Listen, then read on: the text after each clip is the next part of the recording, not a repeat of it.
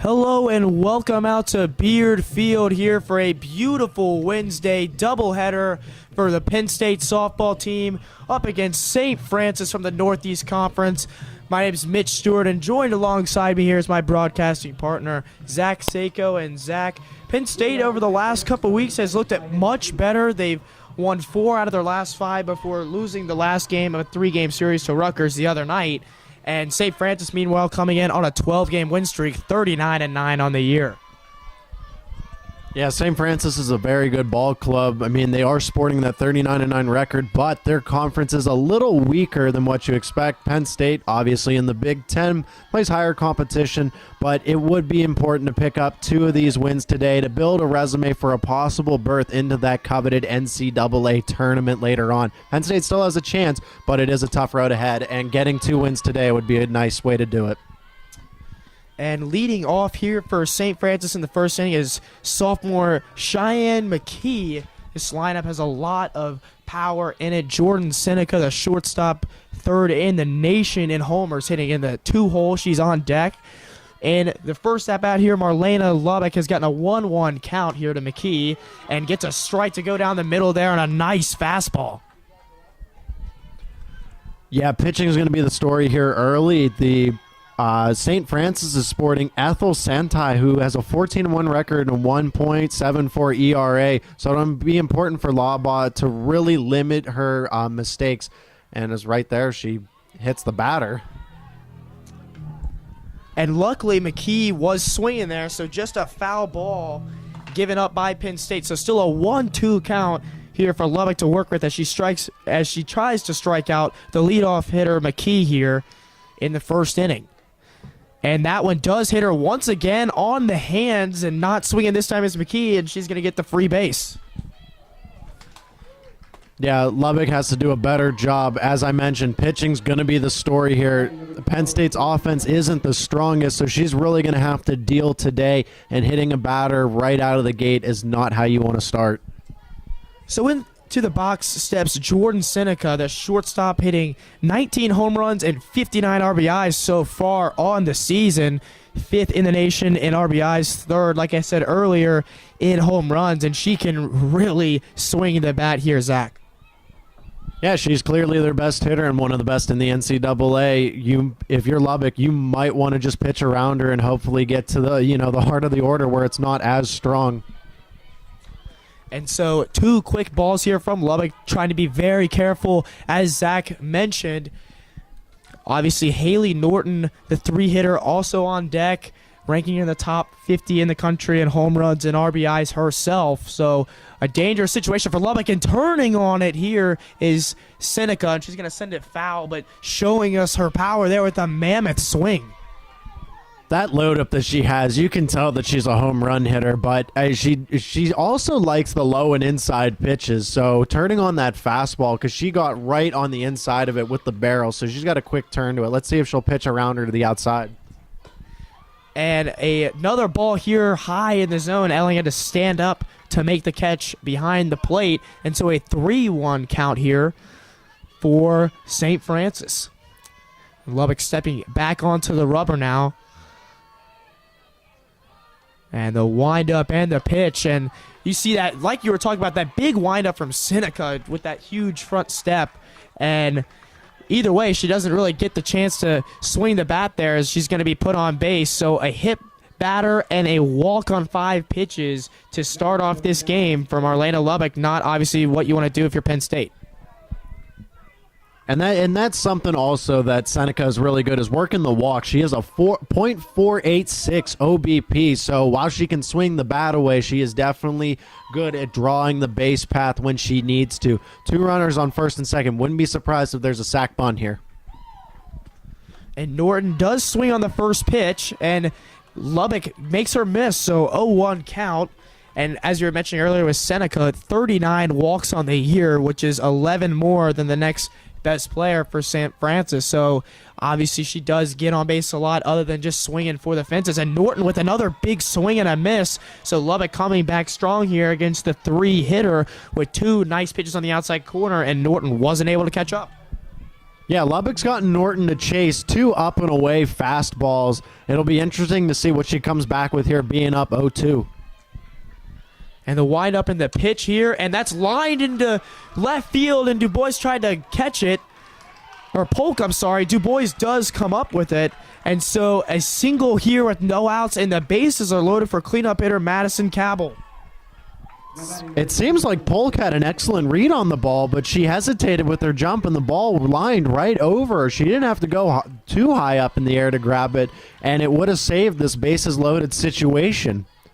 The pitcher, Lubbock, needs all the help she can get. A double play, play at home, and then first base would be an excellent job by the Penn State defense if they can pull that off right now. And the first pitch coming into Madison Cabell, and she's able to get it to go for a strike. The junior Cabell plays first base and fourth on the team in home runs with 4 on the year, third in RBIs with 34. And she will definitely be looking to try and put St. Francis on the board here first as it gets a second pitch, and it's another swing and miss. Lubbock starting to make some of these St. Francis hitters miss, but can't quite keep them off the base pass so far. Wow, was that a big hack from the 4-hitter. I mean, she has the bases loaded with no outs. Might as well try to hit the power swing button. And a pitch outside here to go to 1-2. So Cabell trying to be patient here, kind of backed up against the wall, but even backed up against a bigger wall here is Marlena Lubbock, and she is definitely trying to look out and try to get out of this inning without any damage, but up in the zone once again, getting the count now back even to 2-2. I have to comment on these power-ups by the St. Francis batting order and how they load up as the pitch is coming in. They take a big wraparound with the bat. They are trying as hard as they can to swing for the fences. So 2-2 pitch coming in here from Lubbock, and another big swing.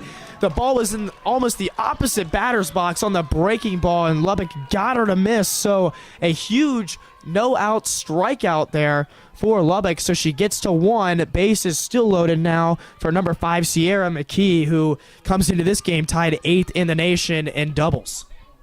Yeah, she's getting a lot of the St. Francis hitters to chase the outside pitches, and if that's going to work well, I'd keep hitting the spot until they pick up on it. So twin sister of Cheyenne, who's tagging up from third base now on the sac fly to right field. Sierra McKee able to drive in her sister, and St. Francis does get on the board here first, 1-0, but 2 outs with runners on the corners for Penn State as they try to get out of this inning unscathed. One sister drives in another. I think that's a good storyline to start off with for St. Francis. But in Penn State's case, this is probably a minimal amount of damage based on the given situation that formed here earlier in the inning. You have 2 outs, you have runners on the corners, but if they can come away with just 1 run allowed, I think that's a win in Penn State's book early on. And the first pitch coming in here from Lubbock to the number 6 hitter, Troxel. And a steal attempt, and it looks like the batter's going to come home, but the runner from first is tagged out. And so they tried to maybe work some double steal action there, get the throw down to second and score, but Penn State with great defense there from Delaney Elling, and then from the shortstop Polk to make the tag.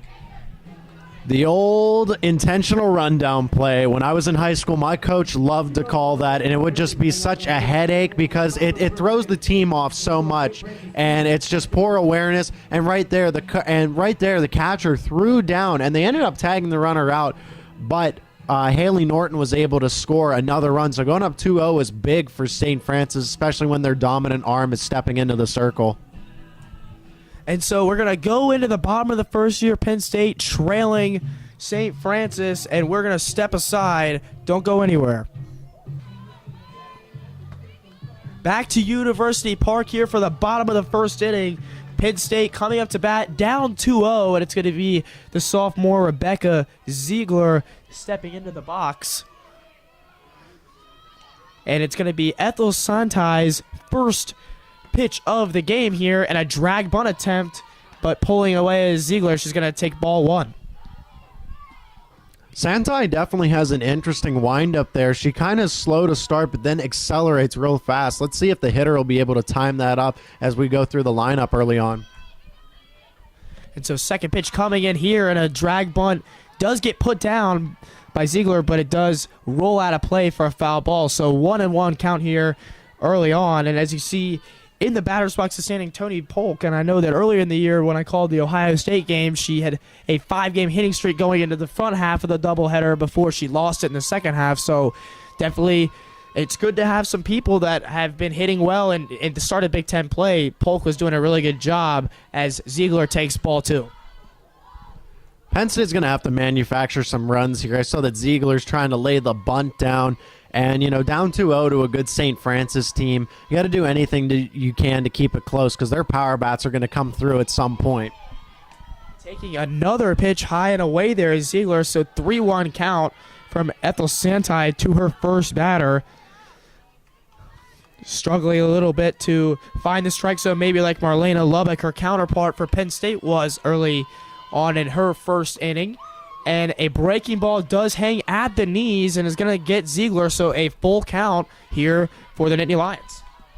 Yeah, Ziegler ran up there and she was deciding last second if she really wanted to see if she could drive it, but opted not to. And taking him full, I think that's a good way to see all of Santai's pitches. That's the job of a leadoff hitter, to really get an idea for the rest of the lineup. And payoff pitch gets Ziegler out. And she was swinging big there, but she could not make any contact at all. And so Santai comes back from being down 3-1 in the count to get the strikeout. I wasn't impressed with Ziegler's at bat much, other than that she worked the count 3-2. She failed to lay down 2 bunts, and she didn't make any good contact when she did swing the bat. So we'll see what Polk can do here. And Polk does line one down the left field line and a sliding catch, the shoestring attempt there out in left field. It's Haley Norton coming up with it in foul territory, and 2 down now for Penn State. Unlucky there for Polk. She was just trying to foul one off on the first pitch, and she's going to go back to the dugout.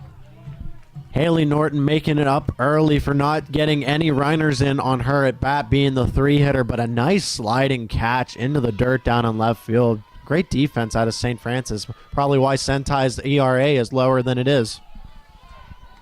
And Santai did come in with a 1.74 ERA on the year. So very low in comparison to her counterpart Lubbock for Penn State. And ball 1 coming into the 3-hitter, Tori DuBois. The sophomore has been on fire recently. She went 5 for 10 in the series against Nebraska 2 weeks ago and is currently hitting a team-high 352 on the year. This is a good spot for DuBois. Just to continue, I'd continue to work Santai, maybe to get her pitch count up a little more and get the feel of what kind of pitcher she is in the circle. And so first strike coming in on the hands there from Santai, and it's going to be a 2-1 count now to DuBois. And checking her wristband for the pitch call is the senior Santai. And here comes the pitch, and swinging is DuBois, but she's going to foul it off short. And so a 2-2 count coming with 2 down in the bottom of the first for Penn State. That's not something you want to chase if you're DuBois. You're up in the count 2-1, and you swing at a low pitch down around the ankles just to be lucky enough to foul it off. Keep trying to see how Santai's going to attack you for the rest of the order to look at. And the pitch coming in here, and that's going to be up in the zone. And it looks like the umpire is actually going to step out and say that clipped Tori DuBois there. And so number 9 is going to trot down to first base and get a Nittany Lion runner on here late in the inning. Yeah, a close call there, but the umpires saw it, and I think you could hear something up from where we're sitting. I mean, DuBois, excellent job to get on base, and like I said, increase his pitch count early in the first. It'll be a good job for Shelby Miller, the senior, to step in, left-handed hitter. Let's see if she can drive one. And the first pitch now in to the third baseman Miller is going to be too low, and so it's going to go 1-0. And like he mentioned, the senior Miller, just 3 seniors in the field at least for Penn State today. There's Sam Shanahan out in right field hitting 8th, and then Christina Brackpool, the first baseman, in the circle currently on deck waiting for her chance to bat, and that's going to be a 2-0 count as it's once again low to Shelby Miller.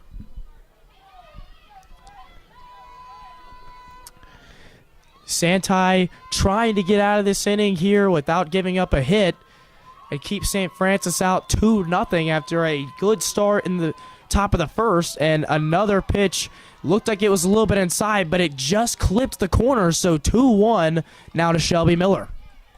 You're still in an excellent hitters count here. I mean, Miller, one of the better hitters on the Penn State team with 4 home runs and 27 RBIs, so she can definitely do some damage when she wants.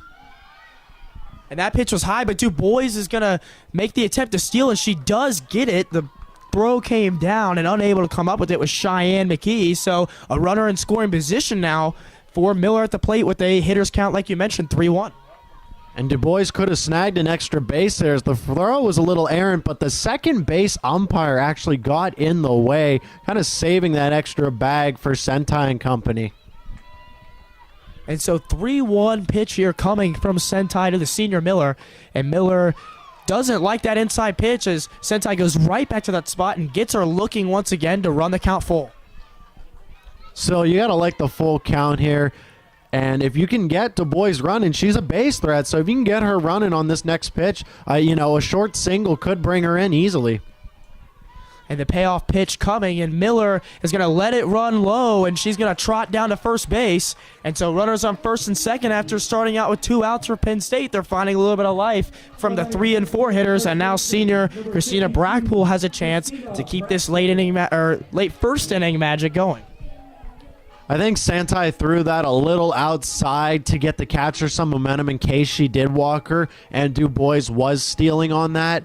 But you have 2 people on base now when you're Penn State, second and first. It's 2 outs, so you really got to pull some magic, like you said, late in the first inning here. And what a better job to do it than Brackpool right here, the other senior just coming up after her counterpart over at third base. And so after a little visit to the mound from Withus, the catcher, it is Brackpool swinging and missing on the first pitch, and that she looked way behind that one, Zach. Sentai's been a little inaccurate with the past 2 batters. If I'm Brackpool, I would have taken until first strike. So 0-1 count now here as Sentai rocks into her motion, and throwing the bat out and popping it up in the infield is Brackpool, but it's easily caught by Seneca, and out of the inning are the Red Flash with no runs allowed on no hits, but 2 runners for Penn State reach base. Going into the top of the second, it will be Troxel at the plate for the Red Flash. Don't go anywhere. We're here with Com Radio's coverage of Penn State softball in University Park. Back here into the top of the second inning, St. Francis back up to the dish with Cassidy Troxel at the plate and swinging on the first pitch and popping it up to Brackpool at first and going down for a very quick out to start off this second inning of play here for the Red Flash. And that may help Lubbock because she struggled a little bit in the first inning, but quickly getting it out there to start this one. Yeah, if I'm Troxel as a leadoff hitter in this spot, you still want to see more pitches from Lubbock, and a first pitch pop out when you're up 2-0 is a very poor at bat. Something I'd expect more out of the St. Francis team. So now the designated player Taylor Hoover at the dish, hitting .293 for the year, and taking the first pitch for a strike. As Lubbock steps back to the mound here for the 0-1 pitch. And that one's just a little bit low, and so a 1-1 count running here to Hoover, the freshman here in the lineup. And Lubbock rocking into her motion in the 1-1 pitch, and it's once again low, struggling to find her location here, Zach. She can't keep falling behind these hitters because we saw it as it in the first inning. St. Francis was able to capitalize on that. Even though they weren't hitting the ball around everywhere, they were making the most of their first advantages. And a ground ball to Shelby Miller, and easily taking care of it. A 5-3 out there as Hoover will be sent back to the bench. And so 2 outs on 2 batters here for Lubbock after facing 5 in the first inning and giving up 2 runs. And now up to the plate will be Hallie Marion, the other freshman in this lineup, hitting left-handed, just only the second left-handed hitter in the lineup for the Red Flash. First pitch a little bit high, as you could see Marion as the drag hitter there running up on the hit. So she was either going to look to slap a hit down the line or maybe try to get a slap bunt and try to use her speed to get to first base here. And so 1-0 count coming and a swing and a ball hit on the ground to Polk, and she makes the throw on the run. A nice play by Polk, and Penn State goes 3 up, 3 down, and makes some good-looking defensive plays, and they're going to have a chance to tie this game up here in the bottom of the second, down 2-0. We're going to be back just after this with some more coverage of Penn State softball by Com Radio. Back out to Beard Field here for Com Radio's coverage of Penn State softball against St. Francis, and the Red Flash are up 2-0. I'm your play-by-play announcer, Mitch Stewart, and joined alongside me here is my partner, Zach Seyko. And up to hit now is Delaney Elling, the catcher for the Nittany Lions, and she's going to take the first pitch down the middle for a strike, as Ethel Santai was able to get out of the inning after putting on 2 late base runners in the last inning there, Zach. Yeah, Santai definitely got into a little bit of a run in there against the Nittany Lions, but was able to battle out of it, showing why she's 14-1 for this ball club with a 1.74 ERA. We have to remind you because it's very dominating, but Penn State is putting base runners on even though they don't have a hit. And so a big hooking curveball will go into the other batter's box there and go for a ball, and so a 1-1 count before Elling is hit on the ankle there, so she's going to go down to first base. That's the third batter we've seen hit from these two teams combined here just in the bottom of the second inning. So both pitchers a little bit struggling to find the strike zone. Just one hit on the day here through an inning and a half of play, and yet we've seen 4 or 5 different base runners reach through walks or through hit bat. Yeah, absolutely. I would expect more out of Santai, not to hit 2 batters in the first 2 innings. But this is a great opportunity for Penn State to really capitalize on the early base runner with no outs. And yet Aruza Urieta comes up to the plate and is unable to capitalize. Swing on the first pitch. We've seen that happen a couple times. We keep mentioning how the pitchers are lacking control, but yet some of these batters are getting really eager up to the plate, and Aruza Urieta fouling off the first pitch there and immediately going out. So 1 down for Penn State with the runner still on first. Stepping up to the plate now is Sam Shanahan. Not the typical everyday starter out in the right field. She's started 30 of their 46 games on the year and is the 3rd senior in the lineup today. First pitch is going to run high to Shanahan.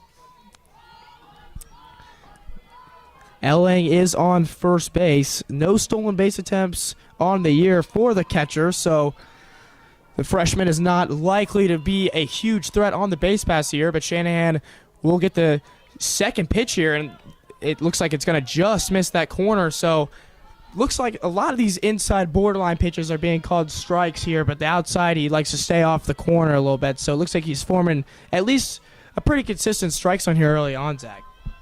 Yeah, even though the umpire's not calling those outside spots, the pitchers are definitely getting the hitters to chase it. I mean, we saw Lubbock get quite a few St. Francis hitters to go outside of the zone and chase some up and high fastballs. And Sentai just missing the inside half of the plate, basically the same exact looking pitch, just the opposite half of the plate, and so a 3-0 count now here for Shanahan. And Santai will step back up to the mound now and pitching right down the middle for a strike, so 3-1 count as Shanahan was taking all the way there.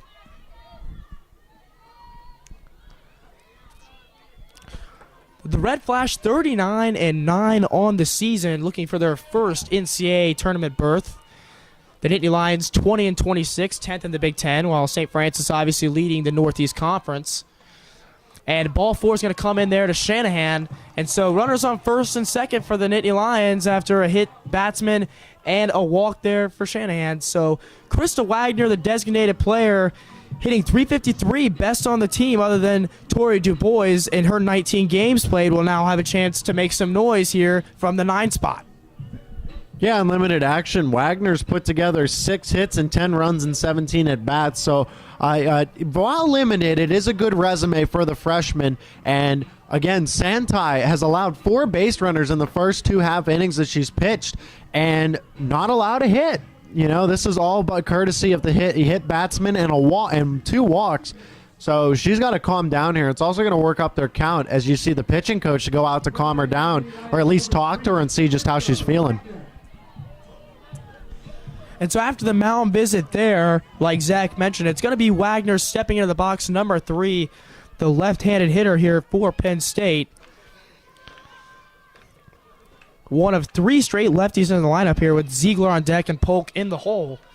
And the pitch coming into Wagner, just missing the inside corner. And so a 1-0 count run into Krista Wagner.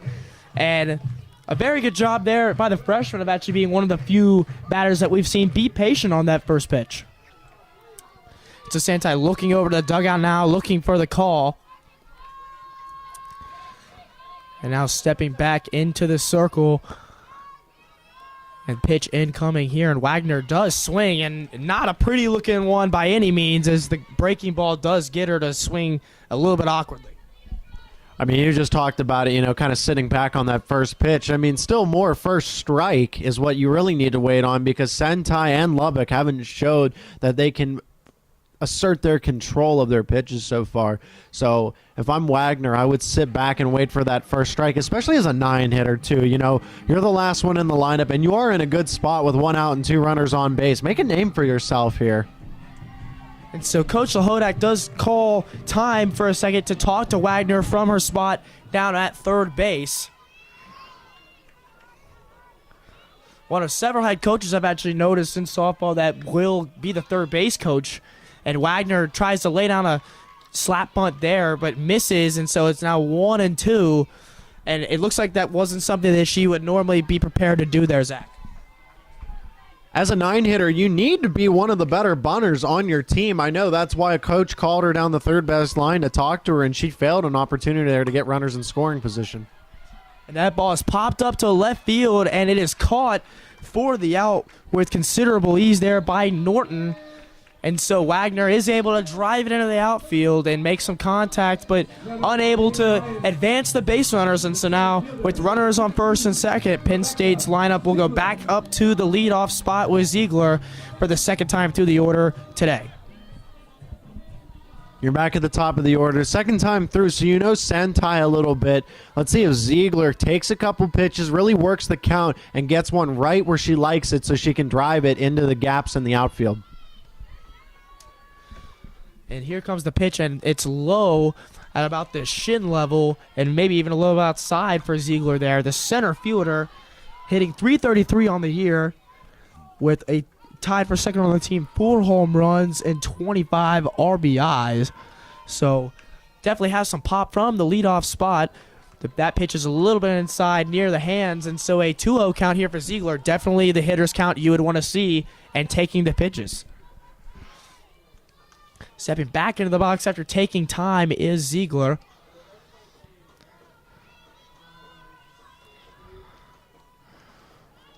And here comes a 2-0 pitch. And that one does go right down the middle to run it to 2-1. But I think it was a smart take there, like you mentioned earlier. Wait for that first strike. Yeah, there's only 1 out remaining that they can do something with. And Ziegler, she's in the leadoff spot for a reason for this Nittany Lion ball club. Let's see if, she's one of the most determined hitters and dominant hitters. Let's see what she can do. That pitch does run outside 3-1. Something to mention about Ziegler here, she hits .375 with 2 outs and .417 with runners in scoring position, 400 overall on the year with runners on base in general. So hits better, it looks like, in these clutch situations. So Penn State hoping she can come through here with the hitter's count 3-1, and here comes the pitch. And she does swing, but that's going to be fouled back up behind us and out of play. And so a full count here once again as Santai maybe even laboring a little bit, 34 pitches here in the second inning. Yeah, and Ziegler's going to benefit here for the runners being on the move. 3-2 count, 2 outs. Those Nittany Lions are going to be running, so they'll get a head start here on this next pitch. Ellie on second, but the quicker Shanahan on first. And taking for ball 4 will be Ziegler, and so she will trot down to first. So another walk is the 5th base runner put on today by Santai, despite the fact that the Nittany Lions have had no hits in their 10 plate appearances. And so now it will be Tony Polk, the shortstop, who I mentioned earlier in the broadcast. Only 1 home run and 17 RBIs on the year, but hitting .313 and was hot a couple weeks ago. Let's see if Polk can step back up here, Zach, and get a clutch hit. And the first pitch will catch that outside corner for a strike. So the 0-1 count into Polk. And Santai looking to try and come out of the inning here after putting 2 runners on the first. And a line drive from Polk into left field, but it is caught by Norton just shallow of the warning track. And so despite loading the bases and making a good swing on the ball, Tony Polk unable to drive in runners there, Zach.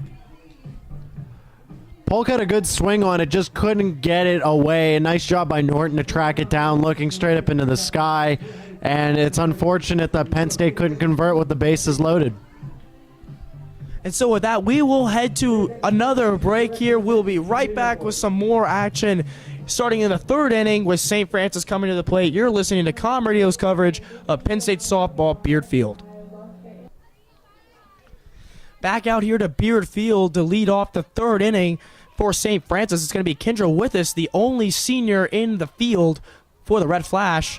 And she is going to take the first pitch at the knees for a strike from Lubbock. Lubbock looked really, really good in that last inning there, Zach, going 3 up, 3 down after struggling a little bit early on. Yeah, it was a quick half inning after that first one, and the blundered 2 runs, but no blemishes in the second. And starting in the bottom of the lineup, let's see if she can hold them down again in this top of the 3rd.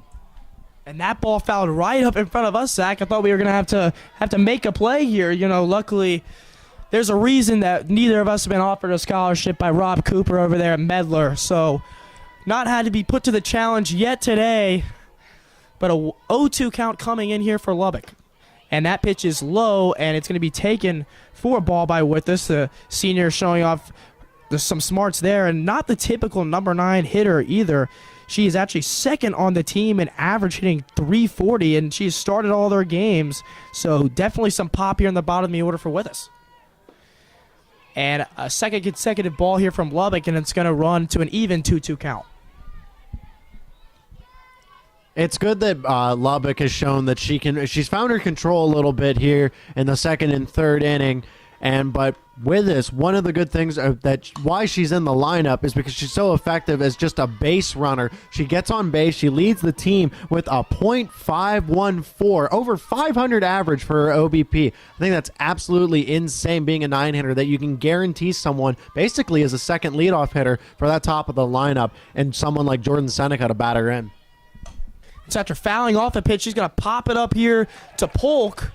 And so the shortstop does make the play. It kind of was a little bit of an awkward underneath kind of basket catch. Looked like it jammed her hands there. But with this unable to get on base there, despite her tied for 37th on base percentage rank here in the country. And it's going to go back up to the top of the order to Cheyenne McKee, who scored one of those St. Francis runs in the 1st inning. The twin sister of who drove her in, Sierra McKee, hitting in that 5 hole. She does take ball 1. Lubbock swiping the dirt, trying to maybe get a little bit of more grip here as McKee stands in the box and waits for the 1-0 pitch here with 1 out in the top of the 3rd. And that pitch just catching the corner. It was a nice looking pitch. McKee watched it in all the way, and she knew it. Something that we talked about earlier was the umpire really establishing his strike zone. Lubbock was able to find that outside spot, something he hasn't been calling much. Lined out to center field is McKee, and struggling to find it in the sun, but still able to make the catch was Ziegler. You could see she was putting her glove up in front of her eyes and then put her glove in place to make the catch. So a smart use of the glove there to help her locate that ball. Honestly, that's a very good play by Ziegler out there in center. A veteran move to use the glove right in front of her eye and not lose track of the ball when the sun's bearing over her, like straight in her face. So a good job by Ziegler. And so first pitch coming into Seneca now, and another huge swing and a miss. But I think that there is not enough that we can say here to give you the image that will show you just how big of a swing Seneca is taking. And Lubbock here on the second pitch, and she's going to get that one to go for a strike call. Seneca not very happy as she was looking at that one. Yeah, it's something. Jordan Seneca definitely wants to see more pitches out of Lubbock. She didn't have the greatest first at bat there, but definitely the second time around, she wants to see if she can really put a nice power swing on Lubbock's pitch. So missing there for a ball was Lubbock. So now the 1-2 count. I think the closest comparison I can make is Pedro Serrano from Major League. For how big this swing is. I mean, she swings from her ankles. Lubbock going into her motion now, and she's going to miss high once again. And so count running even to 2-2 as she just threw her 42nd pitch, of the inning. Now 2-2 pitch coming in here with 2 down and striking her out on the big swing. And so the star player, Seneca, goes down, and Lubbock with another 3-up, 3-down inning after that 2-run first. And so the Nittany Lions trailing are going to go into the bottom of the third with a chance once again to try and chip away at this deficit. We're going to go ahead and head away for another break. Don't go anywhere. We'll be right back with more coverage of Penn State softball for Com Radio. Back out here for the bottom of the third inning, it's Tori Dubois, who's been one of the better hitters in this Penn State lineup over the last few weeks, who's going to step in for her second plate appearance. She walked the first time around for Penn State here in this 3 slot as Ethel Santai, the St. Francis pitcher, rocks into her motion and gets the first pitch to go for a strike, the changeup hanging down the middle. So 0-1 count now into the sophomore Dubois, as the senior Santai comes with the 0-1 pitch, and that's going to be chopped into center field and looping down for a single for Dubois. So she found the spot right in between the second base bag and the center fielder and is able to get on base here with no outs for Penn State. Yeah, nice hit just to get up in the column there on the board, and that dropped right in between the shortstop, the second baseman, and the center fielder, all trying to make a play on for it, and they all collapsed into each other just as the ball landed. So a good job by the sophomore to finally put up a stat in the hit column. So each team with just 1 hit now as Shelby Miller steps to the plate, and it's going to be strike 1 on Miller. She has not really been able to get any sort of contact at all. She was in a 2-strike count earlier from 2 strikes where she looked on before she was hit by a pitch, but hasn't really taken any cuts yet as the cleanup hitter for Penn State.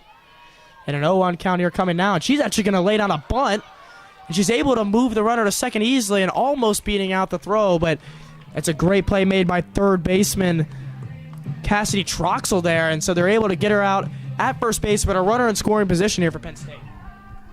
An interesting decision by the head coach for Penn State, Amanda Leotok, but I'm not entirely sold on this idea here. Sacrificing your 4-hitter just to move someone over to second. If there were 2 people on base, maybe, but that's your cleanup hitter, one of your best hitters in the lineup, just to move a runner over. I'm not sure, but we'll see if the decision plays better in Penn State's hands.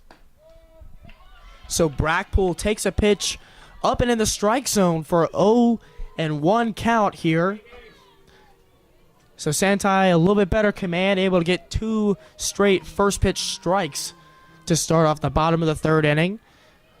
Came into this at-bat with 46 pitches already on the game, and Brackpool's going to line one down the left field line, but it's going to go out of play. And so an 0-2 count now here for the senior Brackpool.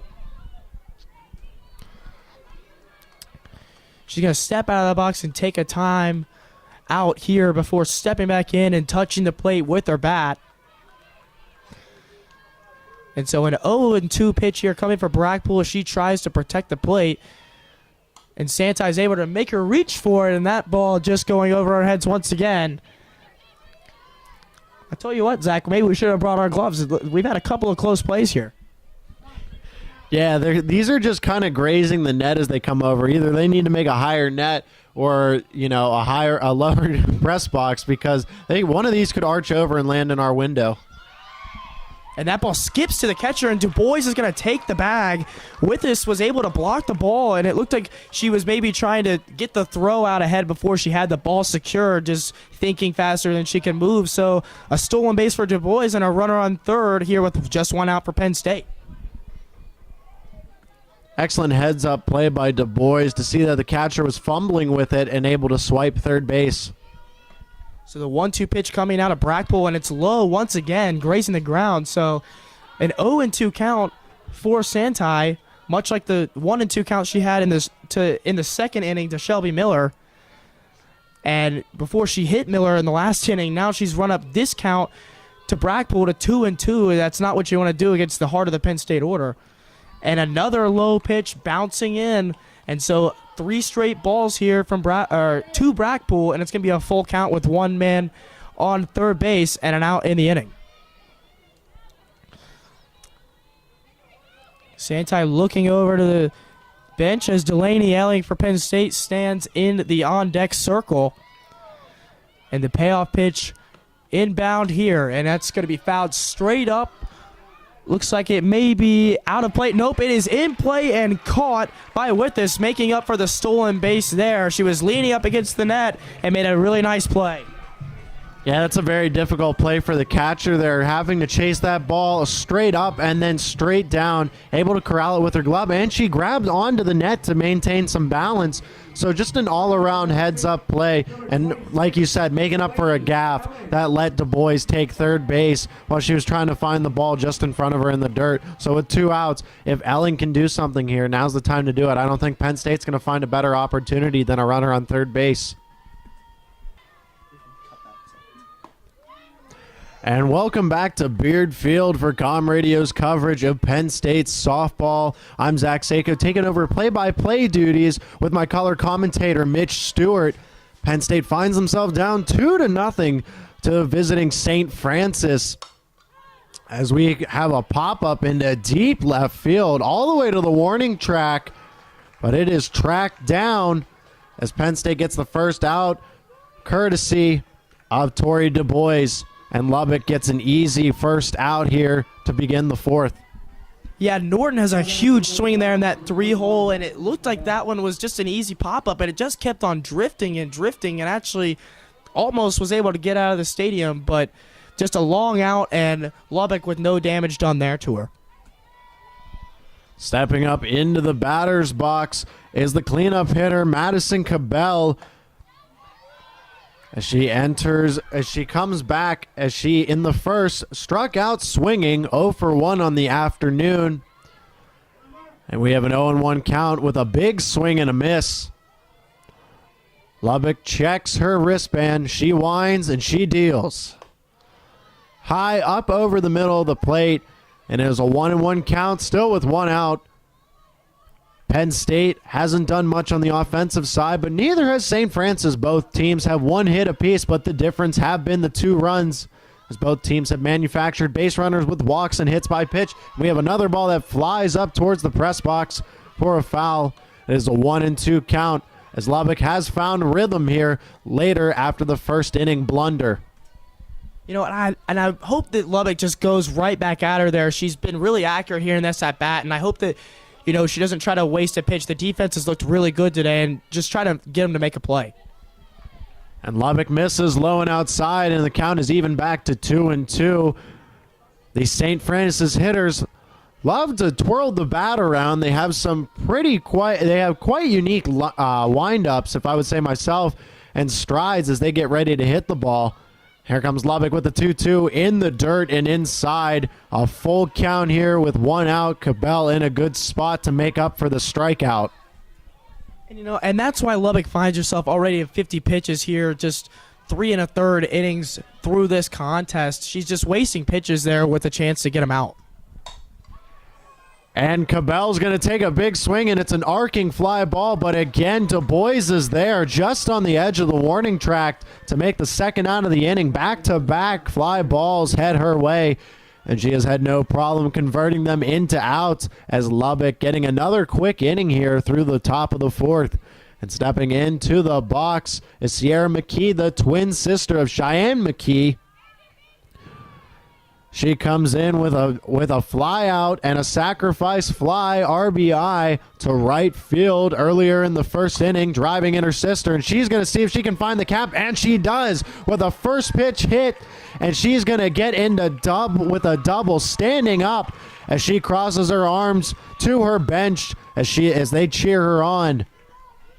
You know, I mentioned earlier in the broadcast, Sierra McKee was tied for 8th in the country in doubles. I don't know if I gave her some sort of good luck charm or what, but she lined that one into left. We've seen 3 straight balls hit hard out to the same side of the field, and it looks like maybe the second and third time through this lineup, they're starting to catch on to Lubbock. It hung up in the air, and now Cassidy Troxel is up to bat. And she had a little flare just out in between home plate and first base. Lubbock tried to dive for it, getting over to it, just kind of a corkscrew hit, and she couldn't get there in time as Troxel makes it to first base. It looked like it was popped off the shaft of the bat there, so it was really awkward contact and spin, and you got to give it up to Lubbock, the senior. She laid out for that ball coming from the pitcher's mound, and, you know, she was really giving the effort despite being the one who even threw the pitch, and tough to not be able to come up with that, but still 2 outs here with runners on the corners, and Penn State still has a very good chance to get out of this inning just down 2 still. Possibly Lubbock could have let that go foul, and maybe if she didn't dive for it, but a miscommunication puts runners on the corners for St. Francis. Is stepping up to the plate as Taylor Hoover, the designated player. She grounded out to third base in the first inning.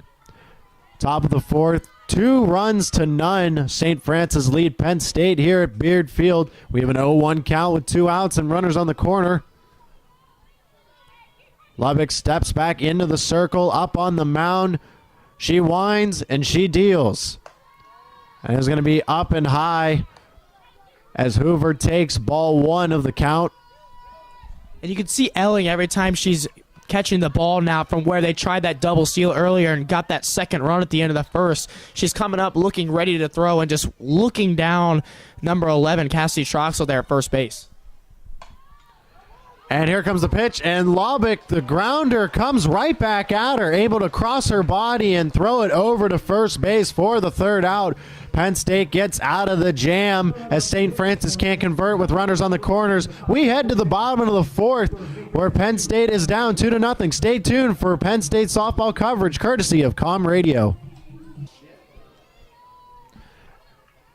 Penn State is down 2-0 here from Beard Field as Com Radio's coverage of Penn State softball as we resume action here in the bottom of the fourth. Stepping up to bat, Gianna Arizurrieta, the second baseman, who grounded out to third base. As she re-enters now in her second at bat, a 1-0 count. She holds the bat out and brings it back up above her shoulder. And a changeup there, really high and away. An easy take there for Arizurrieta. I think that one slipped because we've seen some slow-hanging changeups, but that one was like, actually, it looked like it was going in slow motion. It looked like it was literally about a 30-mile-an-hour pitch maybe. So Arizurrieta now 2-0 hitters count for her. A windup in the pitch. And she's going to find that outside corner Sentai as she's painting. 2-1 is the count. Still 2-0. St. Francis leads. The Red Flash have 2 runs on 3 hits. Both of their runs coming in the top of the first, and Penn State has not been able to respond since, only collecting 1 hit so far. And Sentai delivers again, and she's going to go back to that same spot, back-to-back. 2-2 the count. And yeah, getting that outside corner pitch to go, and Arizurrieta not happy with that one, but that's a really unhittable pitch, low and on the knees and hard. I mean, it is hard to get down to that and do anything with it, so a veteran pitch there from Sentai. Sentai looks in, and she's going to deal, and Arizurrieta fouls it off to the right side, just over the first base bench where the Nittany Lions reside, and she'll keep that 2-2 count preserved. No outs. Standing on deck is number 11, Sam Shanahan, the right fielder. The senior hoping that her teammate gets on base so they can do some action and hopefully cut into the St. Francis lead. And another changeup is dealt, and Arizurrieta is going to fly out to left field. Coming in on it is Norton as she chases it down just in front of the foul line. 1 out.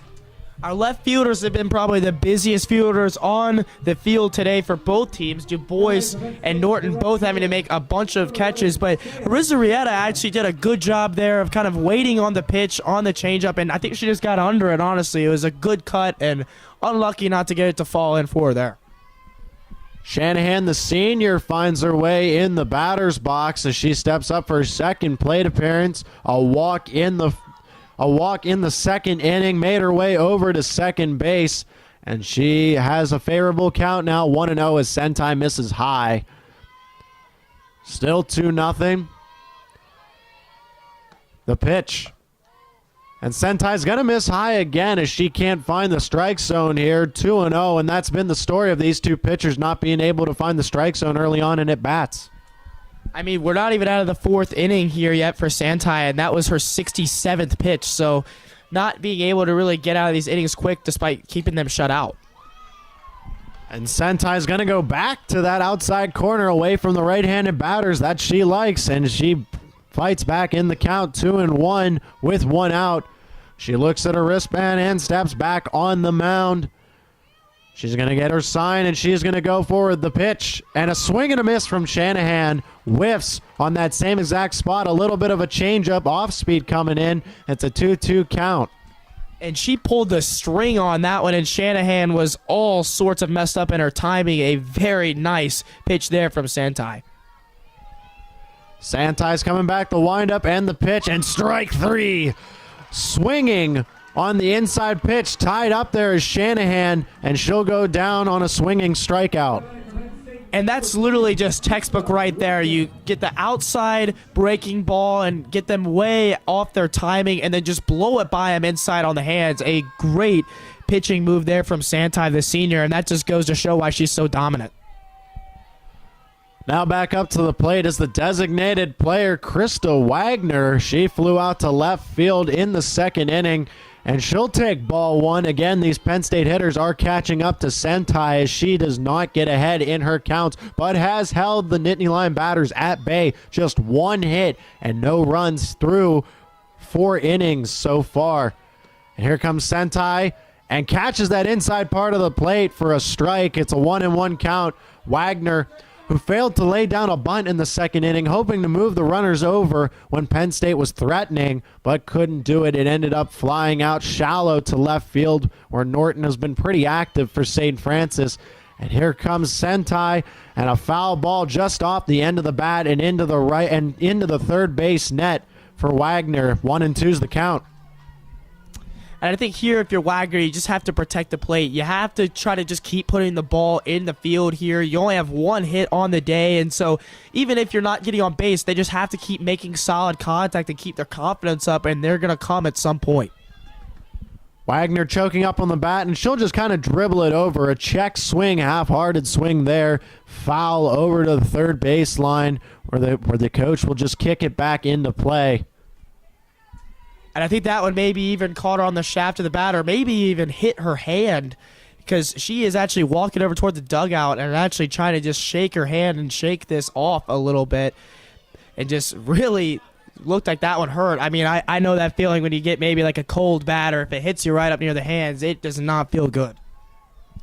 She shakes it off and tops it out, steps back into the box. Sentai's going to deliver, and she's going to chop one to the left side, right side, and the second baseman, McKee, still gets it as she recovers in time to throw it over first base for the out. Trying to beat it out is Wagner, but she could not. An excellent way to kind of bounce back from that hand injury there and still try to make a play.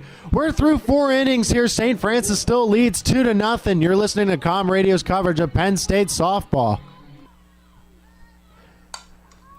Penn State is down 2-0 heading into the top of the 5th as Lubbock gets a quick fly out on a first pitch strike to center field. As Penn State is still down 2-0 here, Ziegler collects the first out, and her and her right fielder teammate Shanahan do a little cheer to celebrate the out, and we have one out here in the top of the 4th. Stepping up is Kendra Withis. As we mentioned earlier, she has an amazing on-base percentage with a .514 average. She twirls the bat around and sees the first pitch of the at-bat And she is going to take the changeup inside for a strike. She had a line out to shortstop in the third inning. The 9-hitter acting as a second leadoff hitter. As Withis steps back up into the batter's box after taking a couple practice swings. Lawbeck the pitch, and she's going to foul it straight back into the net. Withis down 0-2 in the count. And Lawbeck still making quick work of these St. Francis hitters even in the 5th inning. Yeah, first pitch swing there from Marion in the 8-hole, and then Withis coming up and at least taking the first strike and being a little bit patient before swinging and going down 0-2 very quick here. Withis is going to hold off on that outside pitch high and almost into the batter's box on the opposite side. As it is 1-2. Still top of the 5th, 2-0 lead by St. Francis. If you're just joining us, St. Francis collected both their runs in the first inning and have not looked back since. Lawbeck is going to miss high and inside, and the count's even back 2-2 as Withis is working the count here in the later innings. As she does best, showing through her on-base percentage, 28 walks on the season. Lawbeck, here comes a pop-up, but can't get to it in time as it ricochets off the net. And Penn State still looking for those 2 runs, but trying to shut down St. Francis here. And that's Withis again, just showing her experience as a senior, fighting off a 2-2 pitch that she may not have really liked, and now she's going to get another chance here to get herself on base with 1 out. The 2-2. Chopper to the right side. Second baseman feels it over to first base as she snags it, almost losing her footing as Brackpool. But a 4-3 out play. Not the cleanest one, but Aries Urieta gets it done. 2 outs here in the top of the 5th. Well, I think that Aries Urieta may have been trying out for third base just now because she absolutely heaved that ball from about 10 feet away at Brackpool. And Brackpool luckily made a really nice catch, but definitely caught off guard there by the lining throw from Aries Urieta. Cheyenne McKee returns to the batter's box for her third at bat. Hit by pitch in her first appearance, and then a fly out to center field. Top of the 5th again, 2 outs. Lawbeck sees herself down 1-0 as she misses with a changeup in the dirt. Good eye by McKee, and McKee's going to see the second pitch, and she's going to chop it just over Lawbeck's head. And the corkscrew hit is going to land right in the middle of the diamond and net McKee a base hit as no one could get to it. Polk and Lawbeck trying to chase it down as it just gets over the pitcher's head. And the Red Flash have a base runner here with 2 outs here in the top of the 5th. Yeah, and that's just really unlucky there for Penn State. they couldn't come up with that. Just trying to get out of the inning here with 2 outs and down 2-0 already, and so they need to make quick work of this batter here as they get to the heart of the order. This is the batter you do not want to face. Returning for her third at bat, Jordan Seneca, the shortstop. We've talked about it earlier. Her third in the nation leading category, 19 home runs with 59 RBIs. As she steps in with that big power stride, and here comes the pitch, and she's going to swing and a miss on the inside and throw down by Delaney Ellen. Can't get McKee in time, trying to catch her leaning. And I really like the aggressiveness from Elling there. She threw down earlier, and I think that was a bit of a mistake, and so I think that was just sending a message there that she's still going to be able to throw. She's still not afraid to try and pick these runners off. Here comes the 1-1 high and a little bit inside as it's easy to lay off for Seneca. The catcher, Elling, is a freshman, trying to make a name for herself in her first year of action in Big Ten and Division I play. 2-1, 2 outs. Lawbeck delivers, and it's going to be a foul straight back from Seneca into the net. Elling collects it and throws it back to her pitcher. So now with this 2-2 count, she got the big strikeout to end the inning last time Seneca came up to the plate. And let's see if Lubbock can just overpower once again and keep a really solid day going against St. Francis's obvious best player. Lubbock, the 2-2. Strike 3, swing and a miss. Catches the up high corner where Seneca can't get to it. And Lubbock has rebounded after that first inning, 2 runs. and has been able to shut down the red flash here through the next 4 innings. We head to the bottom of the 4th. Penn State is down 2-0. You are listening to Com Radio's coverage of Penn State softball. Welcome back to Beard Field for Com Radio's coverage of Penn State softball. I'm Zach Seyko, and alongside of me is Mitch Stewart. Penn State finds themselves down still 2-0 in the bottom of the 5th, and stepping up is the center fielder Ziegler as she comes in for her 3rd at-bat, a swinging strikeout and a walk in the 1st and 2nd inning, and she's going to try a drag bunt to start things out, standing in the left-handed batter's box. So she gets a good running start but does not come through, and it is an 0-1 count to start the frame. Sentai heading into her 5th inning of action. She has not allowed a run here through 5 as she misses the top left corner for ball 1. Sentai lowering that 1.74 ERA that she came into the game with. She is 14-1 on the season. One of the best pitchers on the team for the 39-9 red flash. A windup in the pitch. She's going to hit that inside corner. Tough for Ziegler to do anything with, and it is 1-2. And yeah, really good pitch to get up here in this pitch count once again. And I think this is a really big pitch here for Penn State. They need to get the leadoff runner on here. They don't have a lot of opportunities left at the top of their order.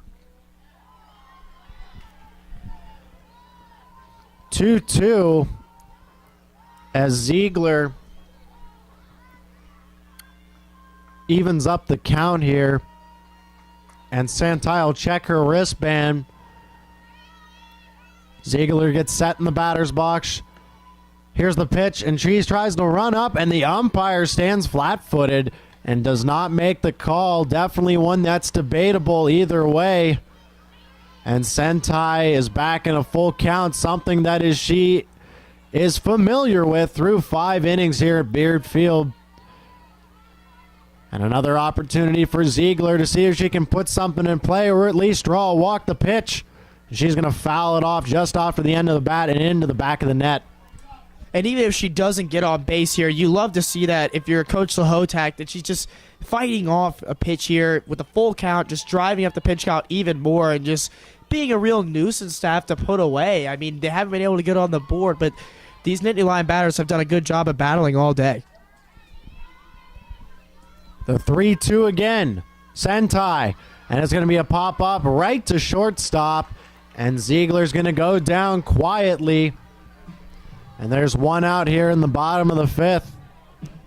And yeah, you hate to see that you're not able to put on the leadoff runner. They've really struggled to get the leadoff runner on here today, only getting, I think, Du Bois on an inning ago. And so now with Polk up at the plate, it is very key here that she can get on base for the Nittany Lions with the 3-4-5 coming up. Tony Polk, the left-handed batter and one of Penn State's key players for the softball team this year, comes into today 0-2 so far, as both hits have gone to left field but for outs. And she'll start off the count 1-0 as again Sentai finds herself down in the count. But she fights back hard, and she's going to miss again on the inside spot as Polk watches it through. 2-0 is the count. And this is going to be Sentai's 85th pitch here in the bottom of the 5th inning. I wouldn't be surprised if we started seeing some action here for the late innings. I mean, she's done a great job of shutting out Penn State and only keeping them to 1 hit, but I don't imagine she'll go up into the hundreds too much. Sentai's going to miss low again, and a nice count for Tony Polk as she has a 3-0 count in her favor and will most likely take first strike if it's there. And time has been called by the Red Flash pitching coach again to talk to Sentai, and we'll see if there's a pitching change made. As of right now, we don't have anyone jogging in from the outfield, so it looks like Sentai will remain in the circle for the time being, but definitely want to calm her down. It is only a 2-0 lead. And it does look like there is some action out there in left field in the St. Francis bullpen. They definitely have at least 2 pitchers up stretching right now. And so it looks like they're going to be not too much not much more patient with Santai than they already have been. Although she has done a great job of keeping Penn State off of the scoreboard and done a great job of not giving up hits, she has been very erratic at points today. Tony Polk is going to watch the 3-0 pitch, and she is going to take it for a strike, 3-1, as the coach and catchers meeting with Santai calms her down. Number 42 steps back in the batter's box. Santai checks her wristband as Polk awaits the 3-1, and here it comes, the pitch. And she's going to take ball 4 as she trots over to first base. An excellent eye there as it was a close call, but could not nip the kneecaps. And Santai allows her 4th walk of the game, and stepping into the batter's box, the 3-hitter, Du Bois, has been quite active in left field for the Nittany Lions as a defender. She is 1 for 1 today, hit by a pitch in the first inning, getting a single in the third, Penn State's lone hit. And with the speedster Tony Polk on first base, we could see some noise from the Penn State offense here. Here's a crazy number here. So with Du Bois now going 1 for 1 and an additional hit by pitch in her 2 plate appearances, she's now hitting 500 in Big Ten play for the year. 26 hits and 52 at-bats. So leading the conference in Big Ten play and hitting near 400 for the year. Du Bois finds herself down 0-2 after taking back-to-back strikes just across the low right outside part of the plate. And the 3-hitter is in a tough spot now as Polk is on first with just 1 out. Penn State down 2-0. Santai still in her 5th inning of work, and she deals and lines it to the right fielder. And it is going to be a fly out for Du Bois. Just off the end of the bat, and tried to poke it over the second baseman, but couldn't get it as the right fielder tracks it down. Marion for the red flash, and we have 2 outs as Miller steps up to bat for her 3rd appearance. And yeah, that was a pretty good piece of hitting there by Du Bois, just kind of going with the pitch, and she did get it up and over the second baseman like you said there, Zach, but just unable to get it down in front of Marion, who was moving on the pitch and very quick. Third baseman Shelby Miller is 0 for 0 today with no at-bat, but 2 plate appearances. And in the first inning, she walked, and in the third, she sacrificed to the pitcher to move a runner over to second as Du Bois was on, and she moved her over in the third, but to no avail as Penn State wasn't able to convert. And she is up in this at-bat 2-0 as she might see a 3rd plate appearance without an at-bat. Tony Polk still over there on first. Hands on her hips, awaiting the pitch as Santai takes her time, steps back on the mound after checking her wristband. She gets her pitch, and she deals. Swing and a miss. Miller with a 2-1 count now. Third baseman trying to do some damage. It's still a 2-0 deficit for Penn State. And you can see the passion that senior has. When she missed that pitch, she was very upset, just clutching at her bat and turning away sharply. You could tell she's frustrated with herself for not being able to break this deadlock so far for Penn State, but she's going to get a few more chances here. Changeup up high, sails a little bit for Sentai's liking. That's an easy pitch to lay off for Miller, and it's 3-1, another favorable hitter's count for the senior third baseman.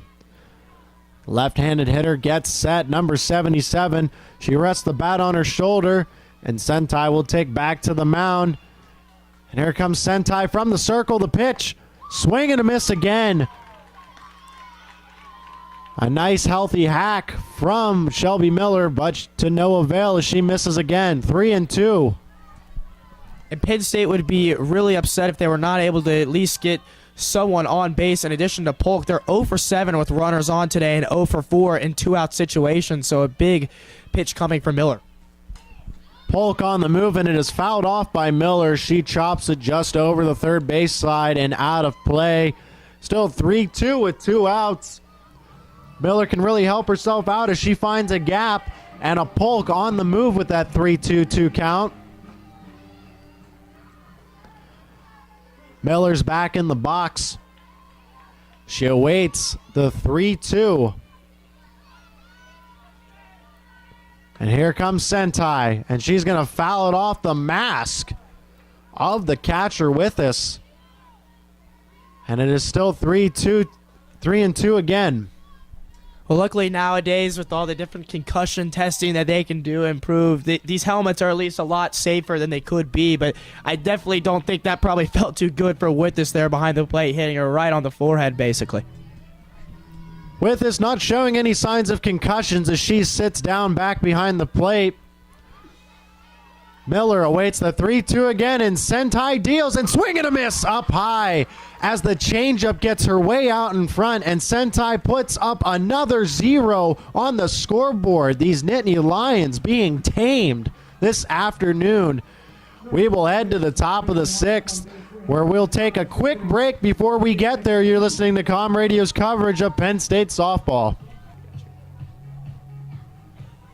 St. Francis 2, Penn State nothing, as we're in the top of the 6th inning. Zach Seyko and Mitch Stewart here on the coverage for Com Radio, as Lubbock is still in the circle heading into her 6th inning of work. She has done excellent work since the 2-run first inning for the Red Flash. She has made quick work of these hitters late, as Haley Norton, the left fielder for St. Francis, steps in for her 3rd plate appearance. She singled in the first inning, part of that two-run first inning, and then flied out to left field in the 4th. Lubbock stretches, she winds, and she deals. Misses the outside. Correction, she finds the outside spot as a late call from the umpire. Norton doesn't like it, but it's 1-1. You know, you mentioned her last 2 plate appearances. Norton has taken just as big of swings as we talked about Seneca earlier, and has hit the cover off the ball both times. So let's see what she can do here. Swing and a miss, and Norton with another healthy hack underneath the high cheese. And Lubbock is ahead 1-2. Kind of a different story here. Sentai struggling to get ahead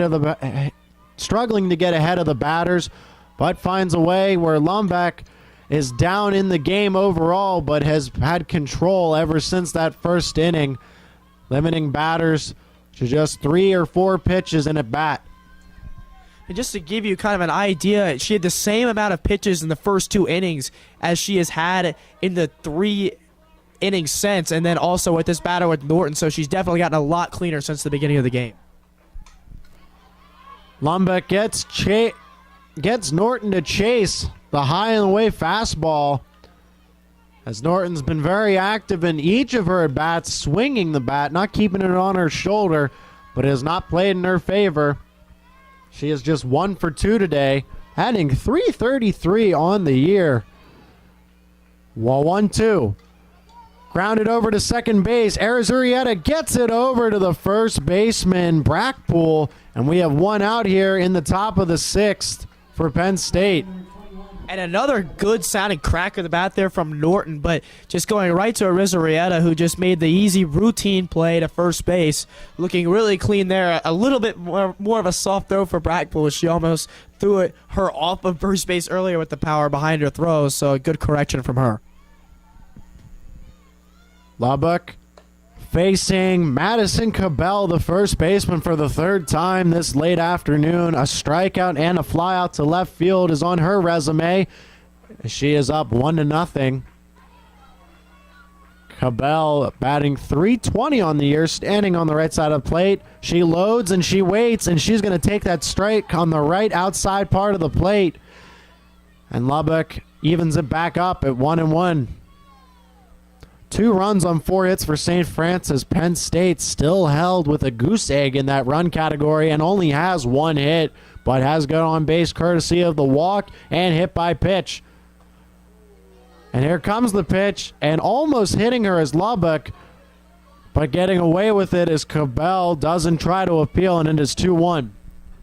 And a lot of the people down in front of us wanted that to be a check swing strike call, but I think that was the right call. I think she kept the bat back, so 2-1 count is the right call. Lubbock, the delivery misses low and outside away from the right-handed batter, and it is 3-1, a nice hitter's count for the cleanup hitter in Cabell. Still a very nice afternoon as the play-by-play announcer, the PA announcer said it. The game 2 of this doubleheader will start 30 minutes after the conclusion of this one. And here comes a grounder to the left side. Polk feels it. She fires and gets it over to her first baseman, Brackpool, for the second out of the inning is number 42 with a cannon over there. And we have 2 outs in the top of the 6th. You know, whenever Lubbock just tries to let her team make the plays, she has really had a lot of success. When she's had the walks and when she's had the control issues is when she's tried to get too cute and too precise when she's actually ahead in the count, and it's gotten her into trouble. So a good job just letting Polk make the play there, letting Arizarieta make the play before. Sierra McKee, the center fielder, one of 2 twin sisters in the starting lineup for St. Francis, looks at ball 1 to start off her third at bat. A sacrifice fly to drive in her sister, and a double right in the left center field gap in the 4th inning. One of the bigger hits of this contest.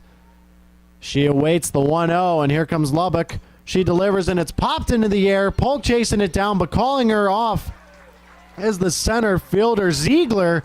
And we're going to head to the bottom of the 6th. Penn State still down 2-0, looking for those equalizing runs. You're listening to Com Radio's coverage of Penn State softball. Welcome back into Beard Field for Com Radio's coverage of Penn State softball. The Nittany Lions are down 2-0. Bottom of the 6th. Brackpool, the first baseman and right-handed hitter, steps up to the plate. She is 0 for 2 in the contest with a pop out to shortstop and a fly out in foul territory.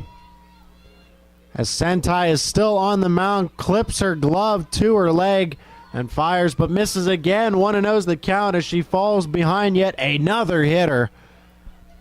And this is going to be pitch number 100 right here, so crossing into the triple digits and still skipping a lot of pitches in the dirt. It's been a recurring theme today.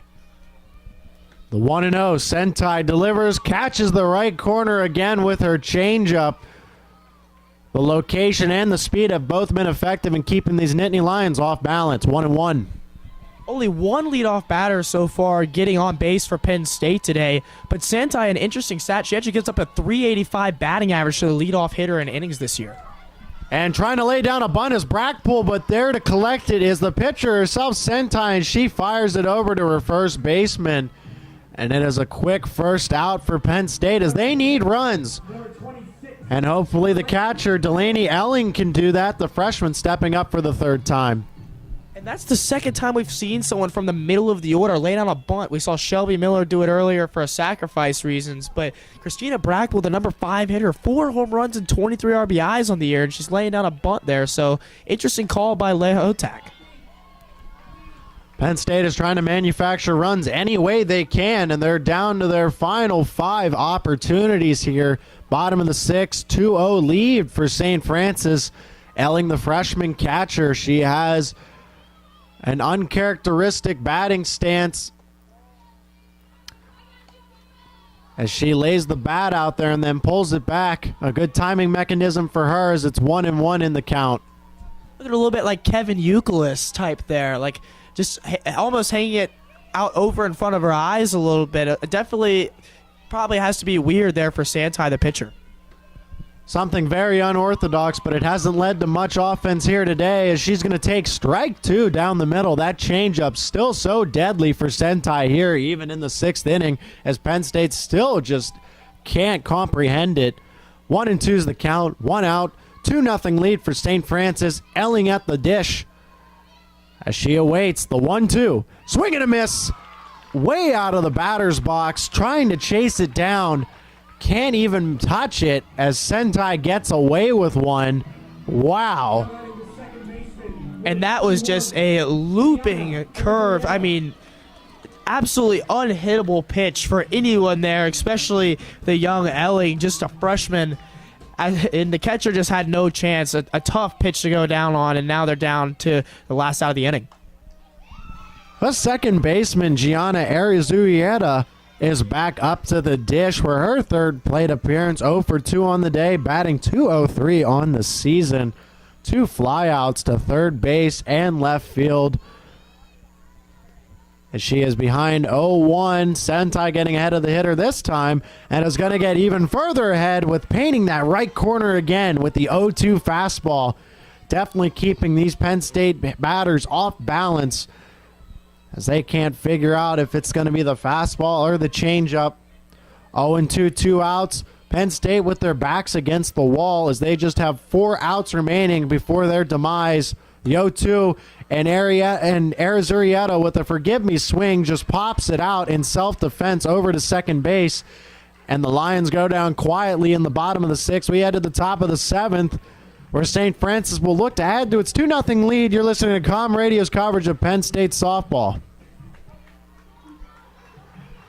You're back to Beard Field for Com Radio's coverage of Penn State softball. Penn State down 2-0. Zach Seyko and Mitch Stewart on the call as we wind down game 1 of a doubleheader here. St. Francis 39-9, just absolutely dominant in their games played.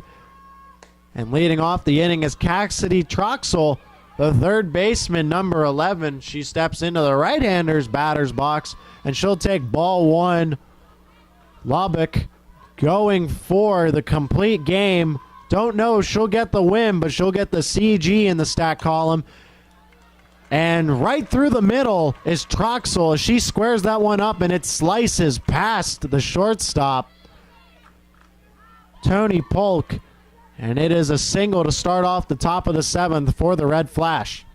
And back-to-back singles for Troxel. She's quietly been a really good player today. You know, she didn't get any further than first base on her last time around, but a really nice play there to just go with the pitch and send it right up the middle where no one can make a play on it. Troxel had a crazy corkscrew bloop single just between home plate and first base as it barely made it up the baseline. Didn't have much arc to it either as Lubbock tried to dive after it but couldn't get it, and then was in the way for her players to try and recover. And the speed of Troxel was just too much down the short base path. As now pinch hitting for the designated player who originally started, Taylor Hoover, is number 2, Meg Merzello. And she's going to put the bat over the plate, signaling a bunt, but will pull back as the ball's in the dirt. And it is a 1-0 count for the pinch hitter. So the pinch runner, Kelsey Marconi at first, and then a pinch batter at the plate with Merzello. So it looks like they're definitely trying to get some different players, some different speed in here late as they're both smaller, light players. Showing bunt again is Merzello, and she'll pull back. Batting left-handed for the Red Flash, and it is 2-0 as the ball just misses the outside part of the plate for Lubbock and company. 2-0. Merzello awaits, and she lays down the bunt right to Lubbock, and she's going to decide to go to first with it, where she'll find Brackpool over there. 1 out, getting the force out, but it will advance that pinch runner. Marconi, as you said, came in, the senior. And it is 1 out as Lubbock talks to her teammates to set up the next play. And Marconi, like we said, the pinch runner, 8 stolen bases on 10 attempts. And Brazello, who is laying the bunt down, has 6 on 7, even though neither are the everyday starter. So definitely they were trying to get that speed in, and Brazello really was burning down the base pass and had to make Penn State make a really nice play there defensively, and they did. Back-to-back pinch hitters for St. Francis as Mackenzie Burge, the left-handed hitting sophomore and utility player, steps in, batting for Marion, who started over in right field. She's going to take strike 1 as Lubbock finds the corner, and it is 0-1. This will be her 28th at-bat of the year, just 4 hits in her previous attempts, so a 148 clip coming in, but she does have 4 RBIs and a home run in those appearances. Lubbock's going to miss way outside into the opposite batter's box. 1-1 the count. As you're mentioning, Burge does have an abysmal 148 batting average, but she does get on base quite a bit with a 306 on-base percentage. Here comes the windup in the pitch, and she's going to miss outside again as Lubbock is falling behind her 2-1, and she might be getting closer to E on that energy tank there, as Penn State might want to consider warming up some arms, and they are, as they have a relief pitcher down over in the bullpen. Here comes Lubbock, a swing and a miss. Throwing her bat out there is Burge, but can't get it. And Lubbock gets the ball back, and it is 2-2, 1 out. Marconi on second base. As St. Francis tries to extend this 2-0 lead. The windup overhead and the pitch. Fouls it off. Burge can't put it in play, and we're sitting and waiting 2-2.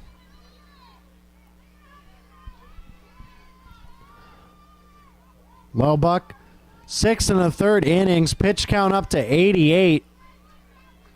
So she might be just done, but if she can finish it, she only has 2 more outs. The pitch, change up there, trying to keep Burge off balance, and she does as she fouls it out of play down the left field side.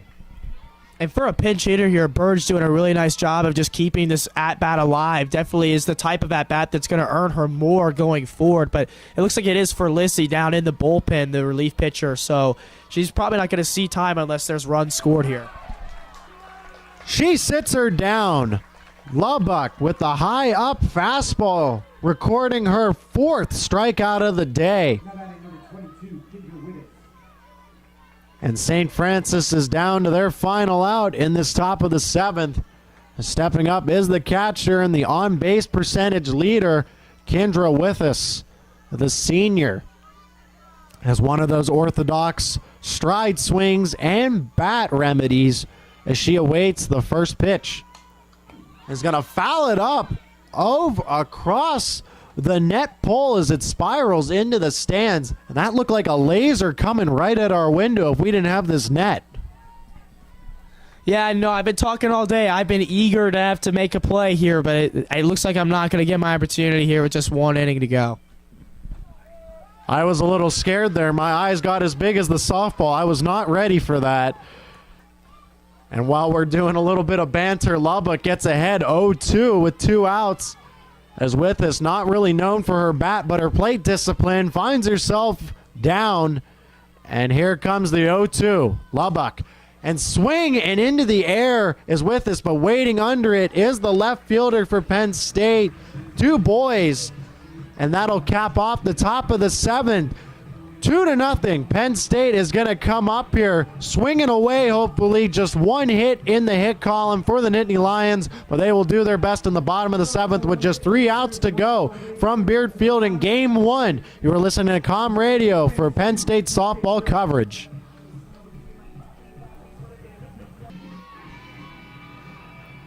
Bottom of the 7th, Penn State with just 3 opportunities to see if they can at least tie or even win Game 1 of the doubleheader against the visiting St. Francis Red Flash.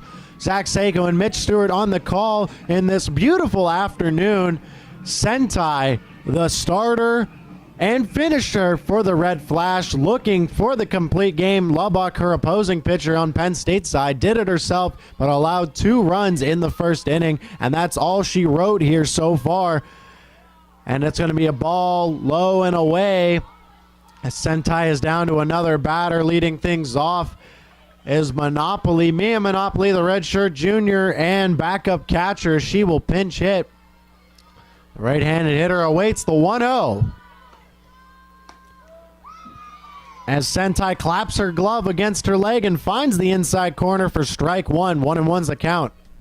And Monopoly was definitely taking there. That bat did not even leave her shoulder. So being patient here in her pinch hit opportunity, they're not going to try to squander these outs away quickly like they've done in some earlier innings where they haven't been as patient. Monopoly awaits the 1-1, and she'll foul it straight back and out of play over the protection net. And it is 1-2. And Sentai here in her 7th inning of work has thrown 108 pitches. Absolutely incredible to go the distance. It shows truly how strong she is and how capable she is. Well, 1-2. Can't frame it on the outside as Withus tries to get that up corner, but the ump doesn't budge, and it's 2-2. And that was a senior play from Withus there. A very good frame by her, but like you said, couldn't quite get the call. Monopoly, even though coming off the bench today, 8th in at-bats this year for Penn State, so she has some experience with 63 at-bats coming into this one. Foul as she pulls it, way foul, as she gets the barrel of bat in around on the inside part of the pitch. But she did get some good lumber on it, just couldn't keep it fair. Monopoly showing that she has some power and why she's been called up off the bench to get it over that 200-foot fence. over there in left field. The 2-2. Swing and a miss. The changeup low in the dirt as Sentai is still working it. Her 5th strikeout of the game, and Penn State has just 2 more opportunities as St. Francis is pumped. And another absolutely filthy pitch coming from Sentai. Just a low changeup that looked like it was just going to come right down the middle. Monopoly waited on it, but the timing was way off as she swings and awkwardly misses. 6 and a third innings pitch, 1 hit allowed, 4 walks surrendered, and 5 chairs thrown at these Penn State batters. A resume for Sentai as she meets again Wagner, the designated player. The freshman steps into the left-handed hitting batter's box. She is 0 for 2 today, and she's going to line one right at the first baseman. But quick reactions over there at the corner as first baseman Madison Cabell, the junior. And Penn State is down to their last opportunity to do something here. But what a better player to do it than Ziegler, the center fielder. She steps up for her 4th plate appearance. Yeah, and again, just really unlucky for Penn State all day. I mean, they've driven the pitch count up to 116 for Sentai, so you know that she hasn't necessarily dominated in the way the scoreboard says, but just hitting it right to the only not empty spot in the infield, it seems. A quick cut, but a swing and a miss as Sentai gets it past Ziegler. 0-1 the count. St. Francis is cheery as the bench is loud and livid as Penn State's kind of hanging their heads, but do have the rally caps on. It's 1-1. She misses down low again with that changeup. Ziegler, a very experienced hitter, batting .329, tops in today, second in today's lineup. She awaits the 1-1 with the open stance. She's going to swing and pull it. And the Penn State bench has to dive as it bounces just over them and into the net where it'll bounce its way into the dugout. 1-2's the count.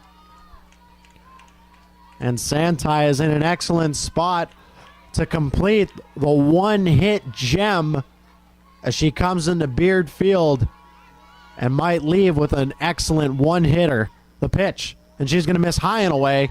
2-2 as we have another pitch here. And that was an intentional pitch outside there, just trying to get that high and outside pitch, the high cheese, as you like to call it earlier. And Ziegler showing her discipline there and just laying off of it and earning herself one more opportunity at least here for the Nittany Lions. Sentai trying to go the distance. She winds, claps, and deals, and it's that changeup that's been so deadly, and she gets it to pop out over to third base, where she gets the one-hit gem, complete game, and shutout, as Penn State is absolutely silenced on their home field. A disappointing showing from the Penn State lineup, but definitely excellent performances from both starting pitchers. Lubbock, even though she gets the loss, was absolutely lights out after that first inning. What do you have to say about both teams heading into Game 2 of this doubleheader?